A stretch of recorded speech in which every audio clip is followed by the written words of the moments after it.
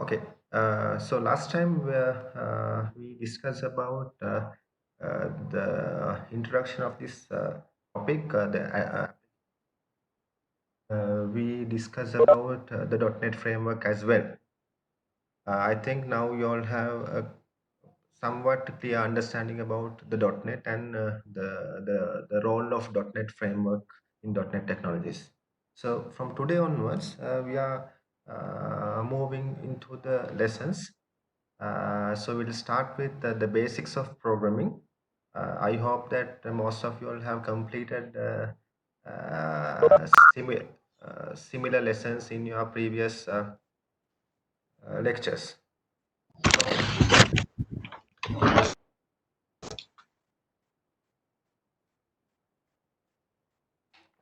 right.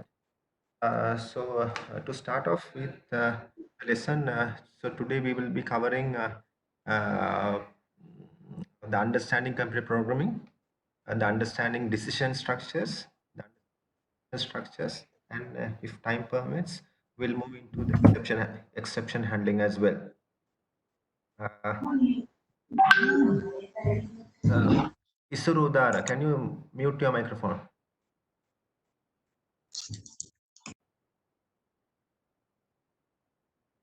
Right. Okay. As if you have any question or issue, so you can unmute your mic and raise your concerns.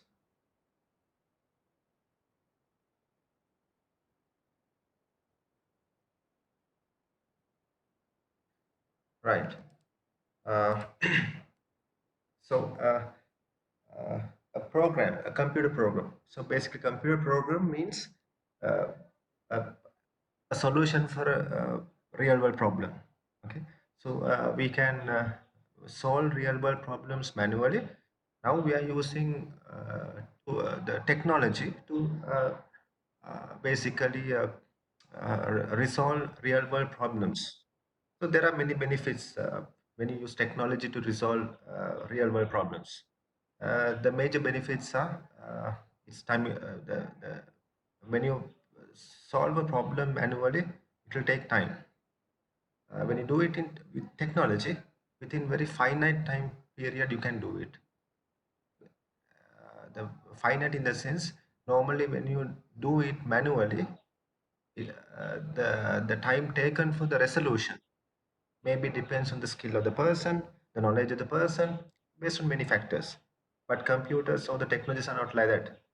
So technologies are defined, constant, so you can arrive an answer within a defined time frame. So that is an advantage of using technology to resolve problems. As well as the accuracy.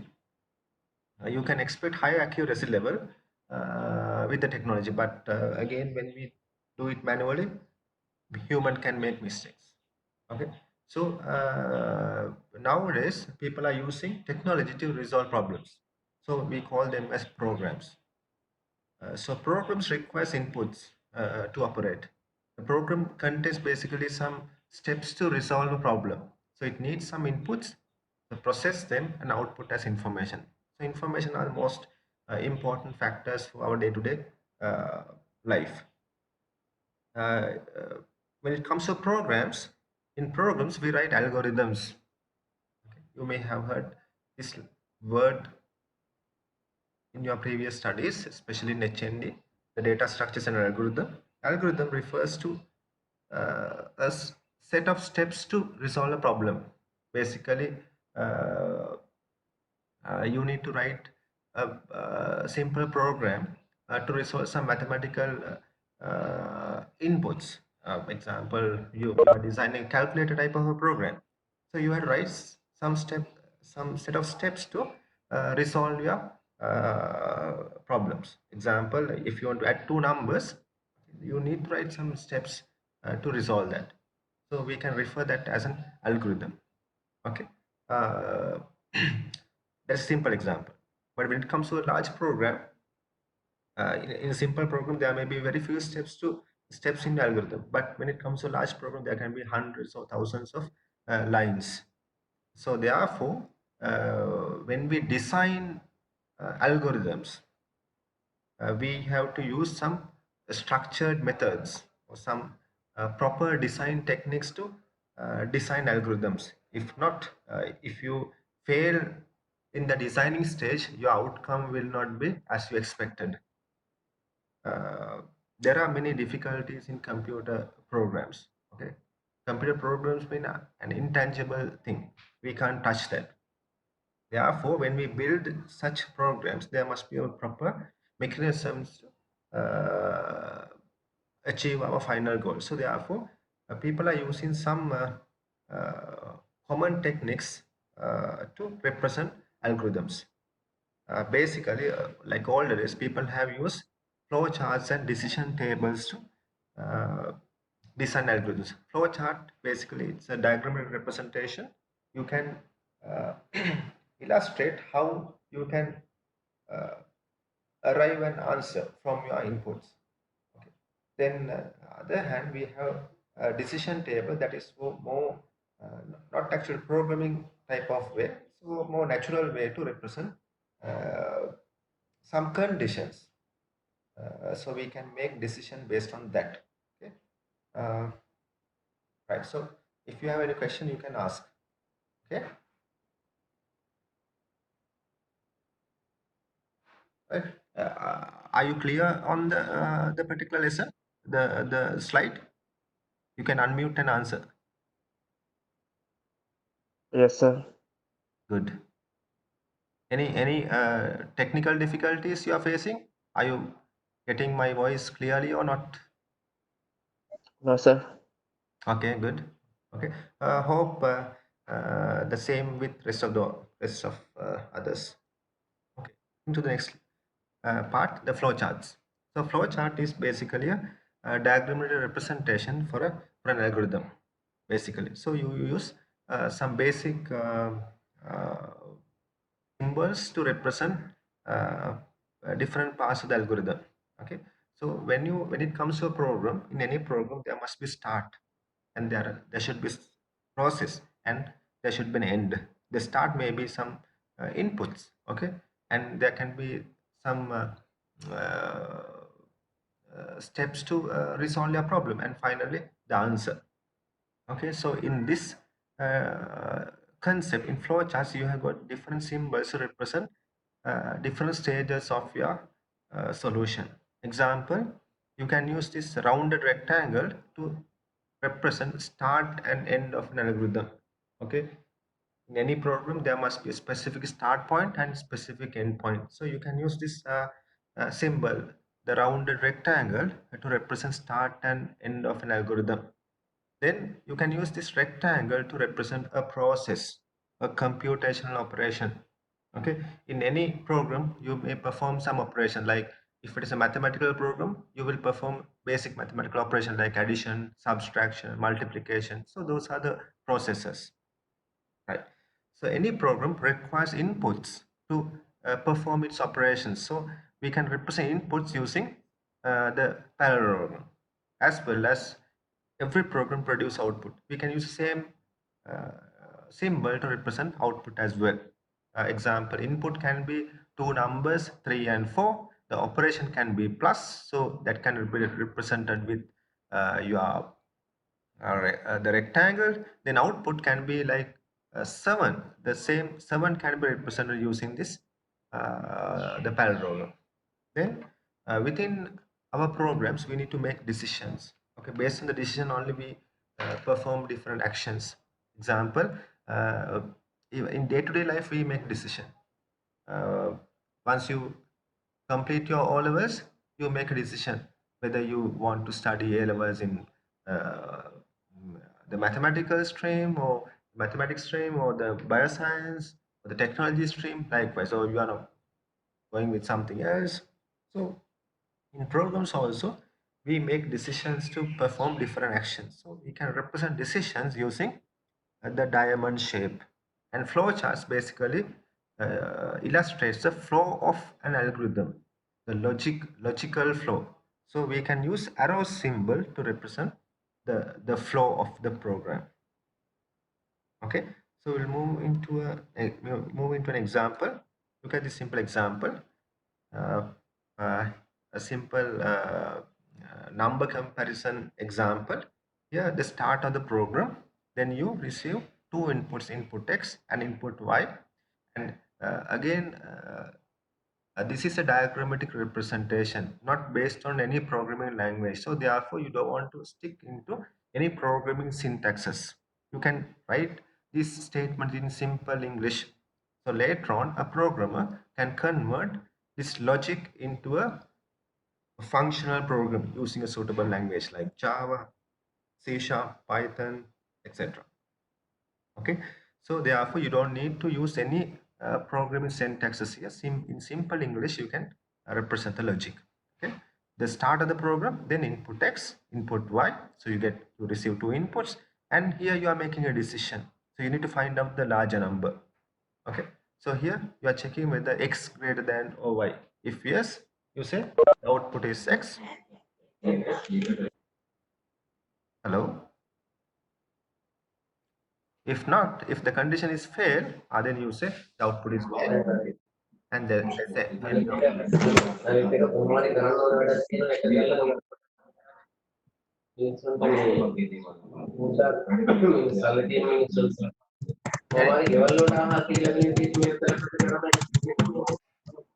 can you switch off your microphone?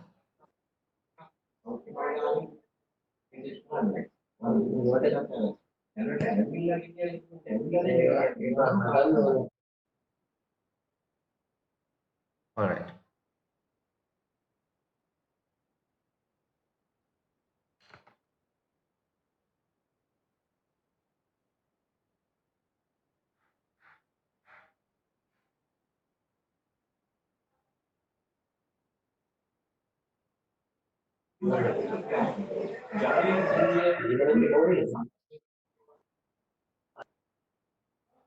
Please mute your microphone all the time.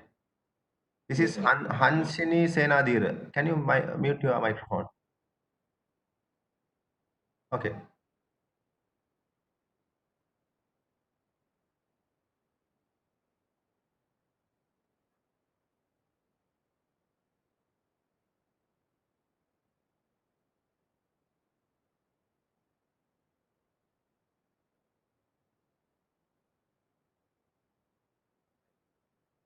So moving to the next part, next section is about decision table.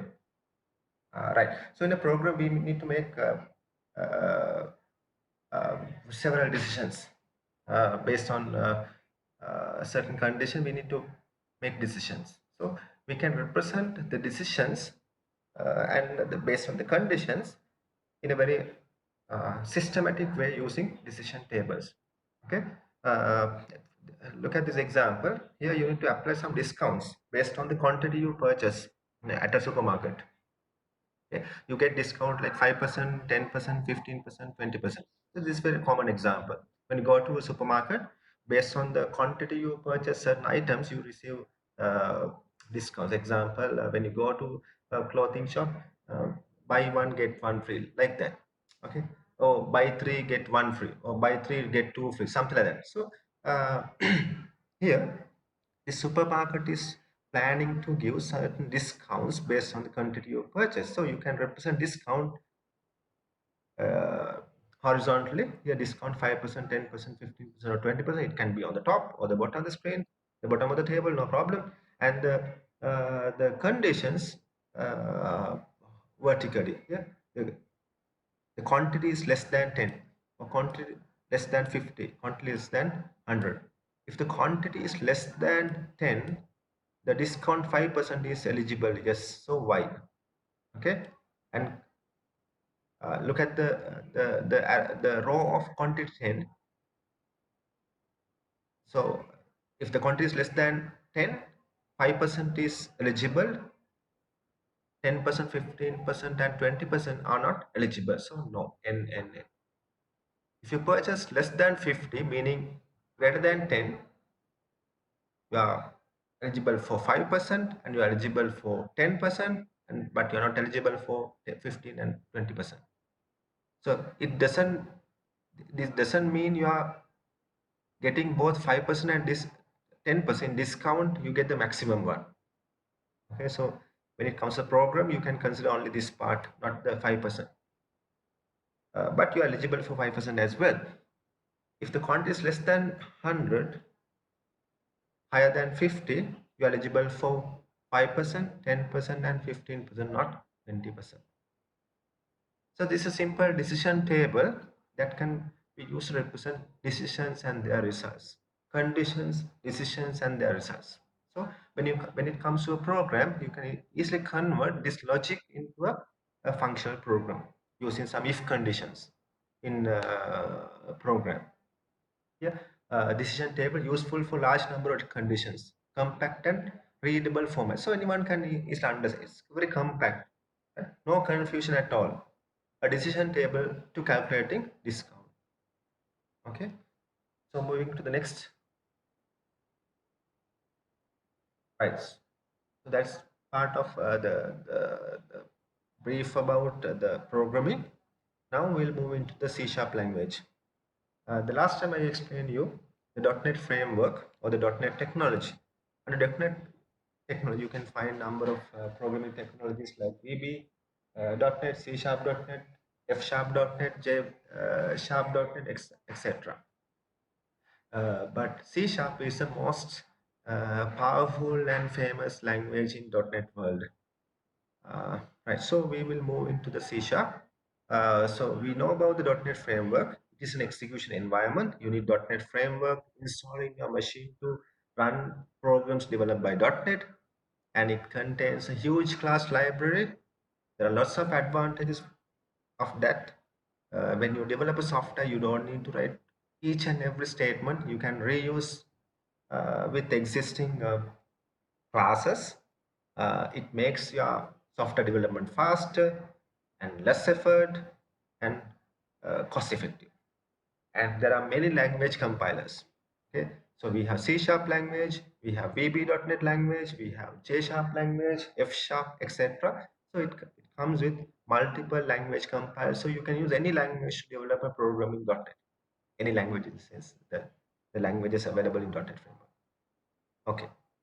Then specifically about C Sharp programming language, it's is the most popular and powerful language of .NET framework, and it's a very high level language. The C Sharp statements are very similar to natural languages like English, so therefore anyone can easily interact and learn it, familiar with the language concepts. And it's a compiling technology. So once you write a program, you must compile the program, then only the machine can understand, because it's a very high level language. So therefore, you must compile, convert, or translate that into a machine understandable language, then only machine can understand it. So program needs to be compiled before they can be executed, and it is a case sensitive language. It's really important to understand. So therefore, the simple A and capital A, two different letters in C sharp that you have to understand. Right. Moving into the next, the structure of a C sharp language. I think this is familiar for you all. You may have done C sharp in your previous studies. When you take any C sharp program, this is a simple structure. At the top of the C sharp program, you can find some using statement. I told you in .NET framework, you have a huge class library, meaning some built-in predefined softwares are there, or the programs and classes are there. You can reuse them. If you are reusing them, you have to mention them at the top of your program using this using statement. These blue colored things are .NET keywords. Using here, the system is the main namespace name. We call them as namespaces. Namespace is not anything. It's simpler naming concept. When you write programs, there must be some unique naming concepts, so we can use namespaces to do that. Okay, basically it is create a logical environment for your program, so it won't conflict with rest of the programs. So you can see some using statements at the top of your program. Then you must have a namespace for your program. Namespace basically can be used to avoid naming collisions. Naming collisions mean C sharp is a object-oriented programming language. The fundamental component of WOP is the object. To create an object, the object is the real functional component, functional thing. To create an object, you need a plan. Like when you want to build a house, the house is the real thing that you can use. But before you build a house, you need a plan, proper plan. If you have a proper plan, you can make your house nicely. Similarly, the objects are the real thing in .NET or the WOP. They can perform operations and has properties, etc. To build objects, you need a proper plan. We call them as classes. So when you write a class, you have to name it. Example, in this program, you have mentioned your class name as program. When it comes to a program, software, there can be hundreds of classes you are using. And the developers may involve with the development. You write a class called class A. Accidentally, another person may write a class for a different purpose with the same name called class A. When you want to use both classes in the same program, there will be conflict because there are two classes with the same name. It's like there are two students in the same class with the same name, called a person called Anne. There are two students with name Anne. If I call Anne, both will get confused. So therefore, we have to be specific. Sometimes we call short and tall and fair and likewise to be specific. So in .NET, that shouldn't happen. So that is why we are using a concept called namespace. A programmer can create his own location to make his classes. For an example, in this example, if someone wants to use his program class, he or she cannot call it as program. They have to reference it as with the namespace name lesson01.program. So it is very specific. It's like and from Candy or and from Colombo, likewise. So it's very specific. Okay, so basically namespace is the next statement of your program. The first you have is using statement, then you have the namespace. You can assign any name, any uh, text as the namespace. Okay, then within that you can find classes. That is okay. You can have one class or more than one class in a single namespace. Usually there can be many classes in a single namespace. Whenever you want to refer any class under namespace, you have to go ahead with the namespace lesson01.program. So that's very specific. Then uh, you have the class statement, the class, name the class. We will discuss about the naming convention later on. Then within classes, you can find methods and properties. So for example, in this class, you have a special method called main method. That's the very first method of a program. Okay, when you write a program or when you write a software, there must be a one class with the main method. This is really important. This is starting point of your program. Plus static void main, string args, etc. You can use curly braces to represent the boundary of a method, class, and namespace. And again, remember, C sharp is a case sensitive language. So therefore, when you write something, you have to be specific on your case, especially when you name your things like classes, cases, methods, properties. You have to use the proper cases. If not, when you refer it later on, you will get some confusions. Okay, that's about the the structure of a C sharp program. Now I will switch into the Visual Studio, which is a tool. Hope you can see my Visual Studio tool. Can someone answer? Yes, sir. Right. Yes, sir. Good. Right. Okay. Right. So here I am using Visual Studio 2003 edition. No matter, you can use any version. The latest one is 2019. But for our subject, 2013 is more than enough. Uh, Basically, you need the Visual Studio tool and Microsoft SQL Server installed in your computer. The later on we will move into the database, the programming. So you need Microsoft SQL Server installed in a computer. So we can practice our lessons. Okay, so .NET, this is called Visual Studio IDE. IDE stands for Integrated Development Environment. Integrated means this is not just a development environment. You can develop a software, you can test it, you can perform many operations with this tool, and it provides very intelligent support while you are developing software. When you consider C# language, it has thousands of keywords, thousands of concepts. You don't need to memorize all those keywords and concepts all the time. When you write a piece of code, the .NET IDE will provide you the support. It is called IntelliSense support. When you write a code, okay, Akhil says he has faced some SQL compatibility issues with yeah, okay. So if you're using right, yeah, it can be a problem. The compatibility issues may come if you're using 2013 Visual Studio tool. You can use SQL Server 2008.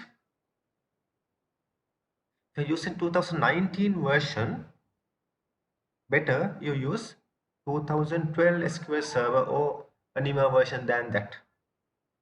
Don't use all the SQL servers. If your Visual Studio is 2013, 2008 is fine. The SQL Server 2008 is okay.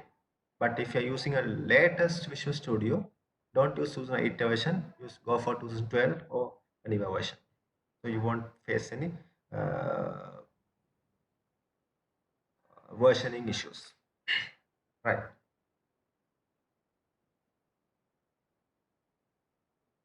Okay, right. So this is considered as IDE because you can write a program, you can compile it, and you can test it, and you get support. So lots of facilities are integrated into the one piece of environment. So that's why we call it integrated development environment. Okay. To start off with the program, here you can go to File menu. You can say New Project, or in the Startup page here in the left side you can find Start New Project, or you can, if you have any recently developed project, you can see them here. You can open or open source control. So here, New Project, as we are starting with a new program. Okay, so I have customized this environment for C# language. That's why top you can see C#. If not, you'll be able to see other languages as well. Visual Basic is there, C++.NET, F sharp, J sharp, etc. So our language is C sharp. So select C sharp. And once you select C sharp here, the right hand window, you can see number of programming concepts that we can use. Example, Windows Forms application. This is one of the very popular application under C sharp. When you want to develop something to run in your desktop computer, visually, you can use this Windows Forms application.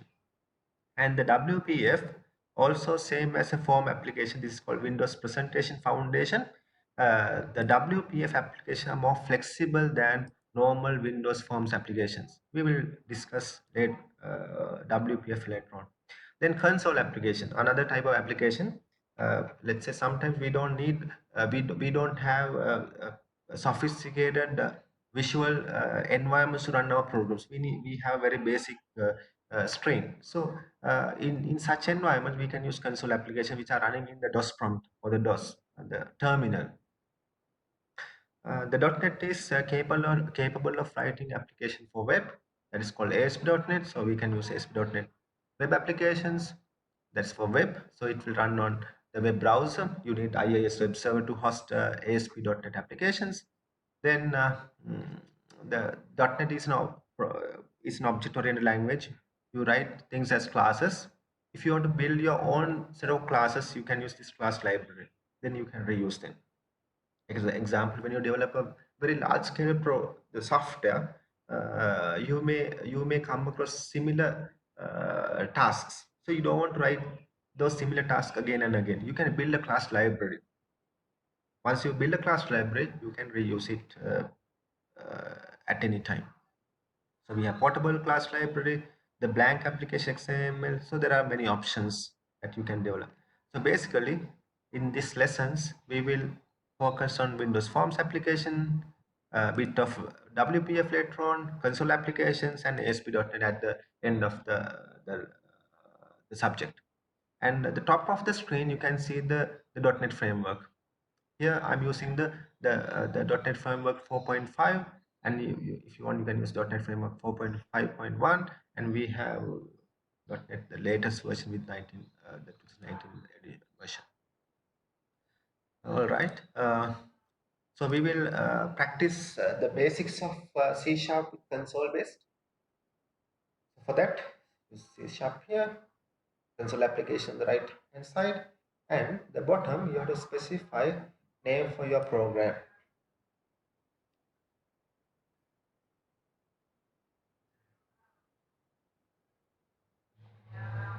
Uh, Question from Isuru Udar.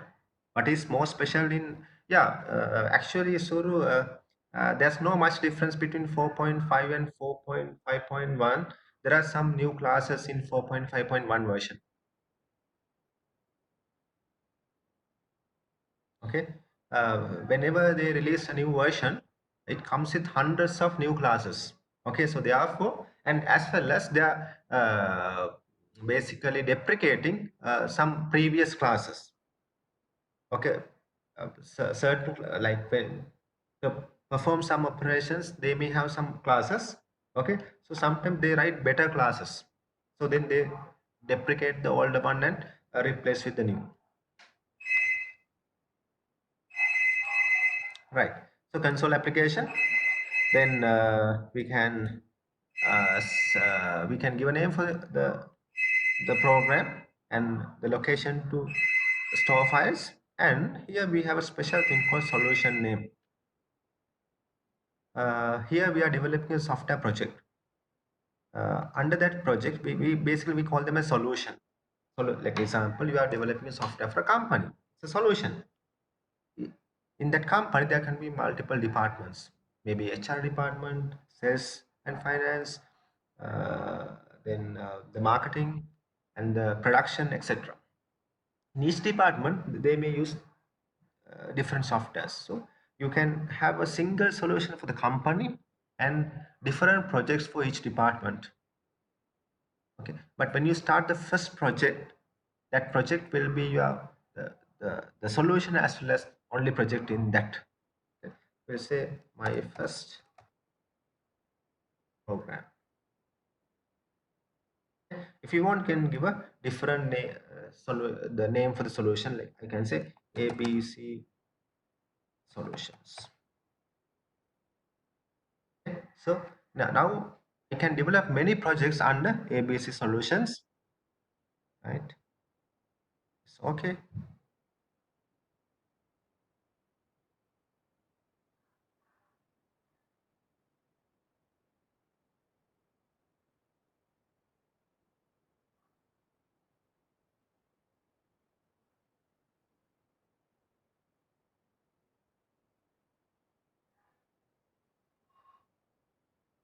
right.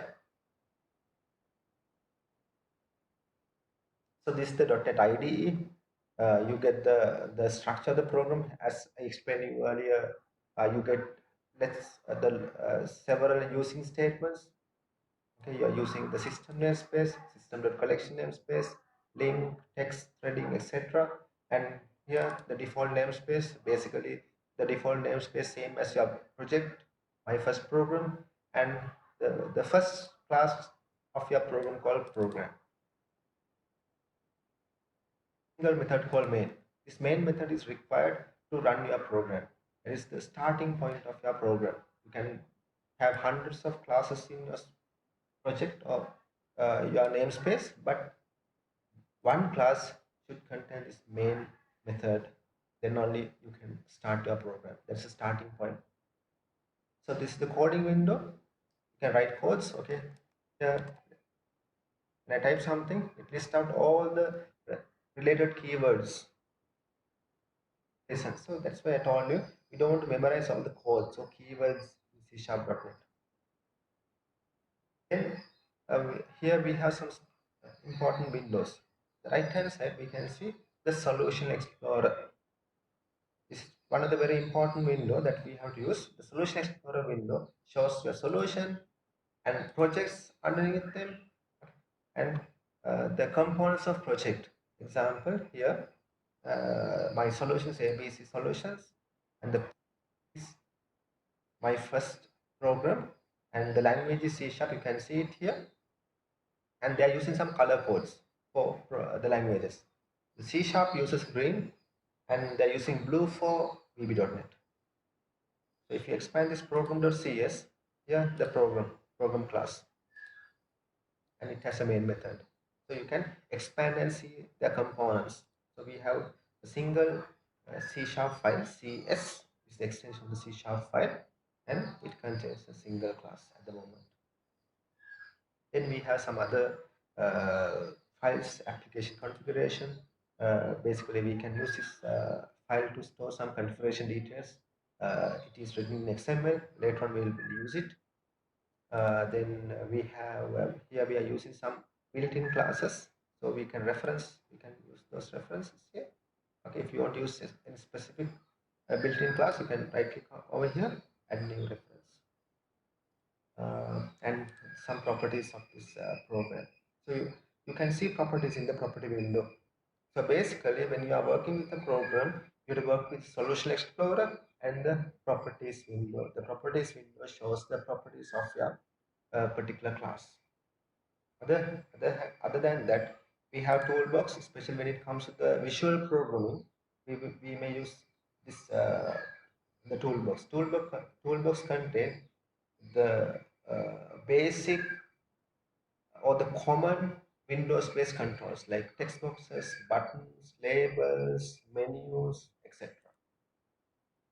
Okay, so later on, we will use them with Windows form applications. This is a console application running in the command prompt. If you want to try display anything in the console or the DOS, you can use console. You see console dot write line or write. There are two statements, write line or write. Here you can see a diamond shape. The meaning of the diamond shape means it's a method, and here you can get the definition of that method as well. Here a key icon, we call them as properties, so that you remember the diamond shape appears when you are working with a method, and this key appears when you are working with a property. So later on we will discuss the differences of both methods and properties. Okay, write line, you don't want to write everything. You can simply write first 2-3 letters.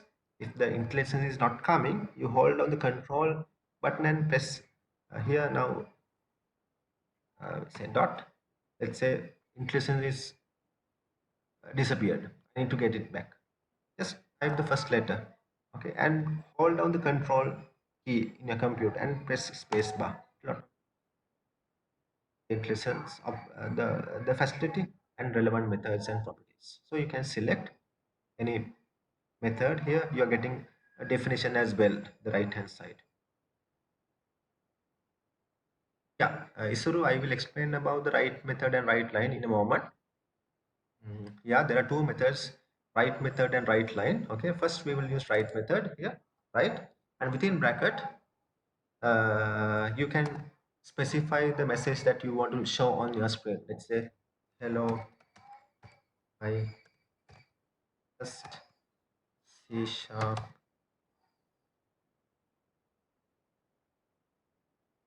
and single line statements must end with semicolon in C sharp. You can you can go to this build menu. Yeah, this is in very high level keywords. Computers cannot understand this, so you have to convert this into a machine understandable language. In C sharp, we cannot directly convert this high level language into lower level or the machine understandable language. It happens in two steps. If you can remember, the very first day I explained you in .NET, once you write a piece of code in C sharp or VB or J sharp or F sharp, we call it as a very high level language. So we have to convert that into a language which is very close to the lower level. So we call it as MSIL. Here you have build option, here build solution, meaning you are building the entire solution. All the classes or all the programs in your solution will be compiled and it will produce MSIL output. So build solution. Here bottom you can see build started, then the final it will show the status of build, whether it succeeded, if failed, if there's a mistake it won't succeed. Here you can say you can rebuild it. Now here it says something wrong somewhere, semicolon is expected. So this is debugging, or not debugging actually. The say it can find syntax errors, which basically suggest the answer as well. Yeah. Semicolon is missing, so you can place it and again build it, rebuild it. Okay, rebuild all succeeded, meaning now our C sharp or the high level codes converted into MSIL. MSIL is an intermediate language that's called Microsoft Intermediate Language, that is not in very high level and that is not in very lower level as well. It is an intermediate. Okay, so when you run the program, the intermediate code will interpret into the machine understandable language using a compiler called JIT compiler, just in time compiler. So you can go to debug menu and start debugging. Right now you can see the output. Reason, right? Reason, I told you the starting point of a program is the main method. It start the main method and execute the statement and finish the main method. So you can't see the output. If you want to hold the screen and use a statement called console.read. Write method is used to show something on the screen, and read method can be used to read something from the terminal. Now when I run the program, it will show the output, and now the program is waiting for my response. I give something, example, if I enter, just enter, the program identify the user has entered something and finish. So when you write a console application, if you want to hold the screen, the bottom of the screen, better use read statement. Here we use write statement. We got the output as hello my first C sharp program. Now, if I use write line method, answer. But there are two differences. Here look at this. When I use write method,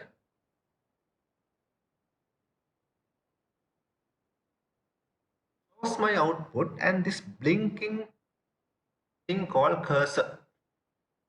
The write method basically show the message on the screen and keep cursor at the end of the message. If you use write line method, means show the message and send cursor to a next line or new line.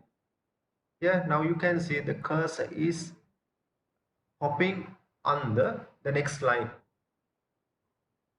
If I use multiple write statements, and if you want to write them in multiple lines, you have to use write line method.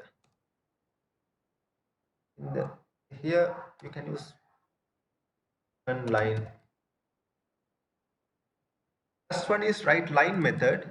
So it will show the hello my first C# program in one line and send cursor to the next line.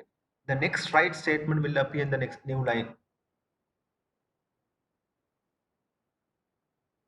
But here in the second write the line, I use only write method. That is why the cursor is keeping on the same line. If I show another write, then the statement will start from here. Use write here.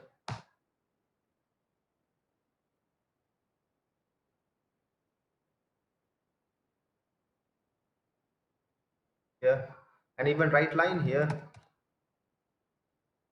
No point, because the first one is right. Show the hello my first C# program, keep cursor after program, and display second line also in the same line. That's the difference between write line method and write method. Basically write method show the content and keep cursor at the end of the same line. Write line method show the content, show the message, and send cursor to the next line. Isruda, or is that clear?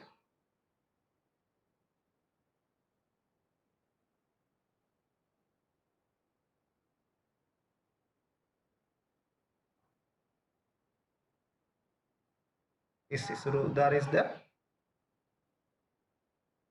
All right. Okay. Good. Okay. I hope that's clear for rest of all also. Right. Okay. So this is a simple uh, structure of a C# programming program. Okay. So moving back to our lessons, we will stop the lesson at 10:40 as we started at 9:40. We will stop at 10:40. Right. Okay. Right. So the structure of a C# program. First, you may have set of using statements. Then you have the namespace, and you have the class and methods, etc. Right.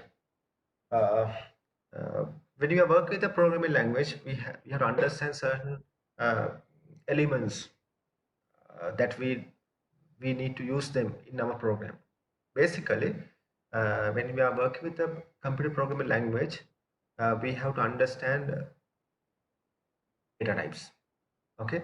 So I explained you earlier, any program receive inputs, process, keep them on the memory, process them, and output as information. Once a program read input from the user, it has to maintain those values on the computer memory. So basically, to store data on the computer memory, we before we store data on the computer memory, we have to introduce them to the computer memory. We have to introduce them with a type, because uh, the computer is a digital device. It works with ones and zeros. It see everything as ones and zeros. But in real world, we are working with different data items. Example, we work with numbers, we work with text, we work with like true, false values. Different things are there in the real world.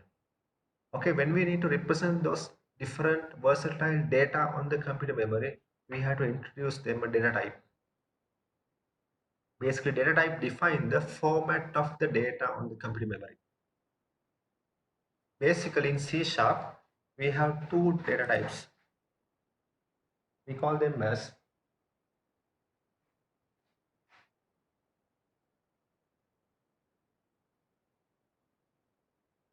two types basically.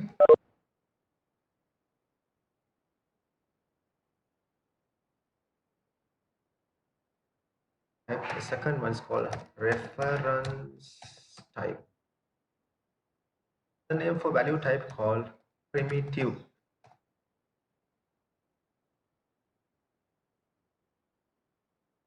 Name for reference called abstract. Value type, there are different data types. We have numerical, non-numerical. Numerical, we have integer type,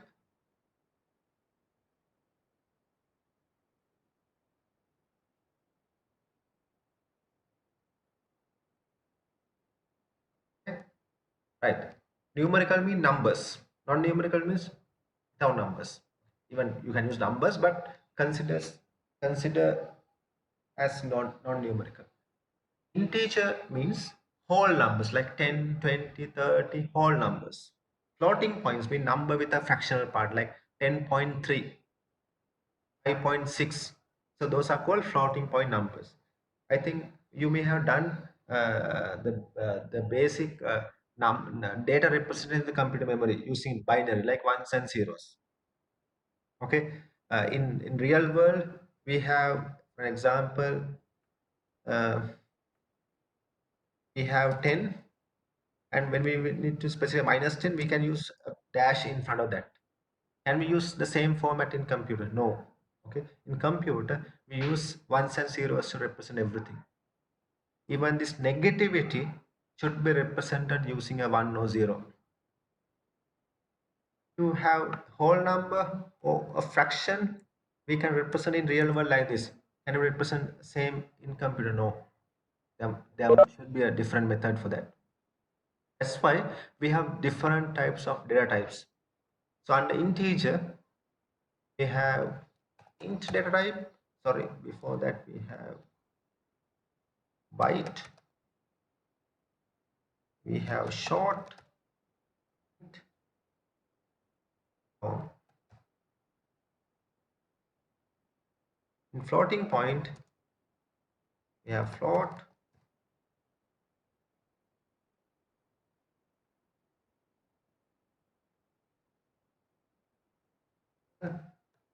And a decimal.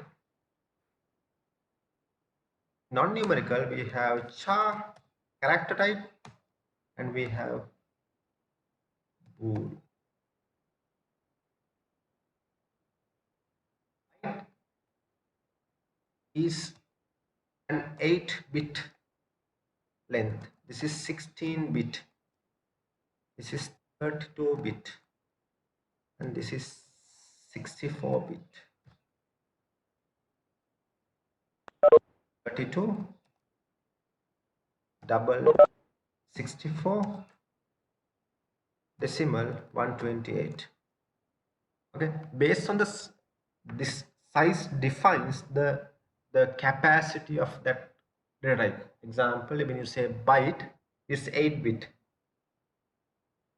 The length of 8-bit. 8-bit means you are using 8 digits.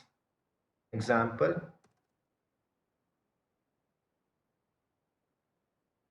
8-bit number. This is smallest number in 8-bit, all 0. And this is the largest number in 8-bit, all ones. When it comes to decimal, this is 0, and this is what? You know how to convert binary into decimal? You can get 2 to the power 0, 2 to the power 1 comes as 255. 0 to 255. When you take byte, it can represent both uh, the negative and positive numbers. The range from -128 to positive 127. If you want to store a number between -128 to positive 127, sorry, byte is the range of 0 to 255. 255. There's another one called S byte, sign byte. So that is range of -128 to positive 127.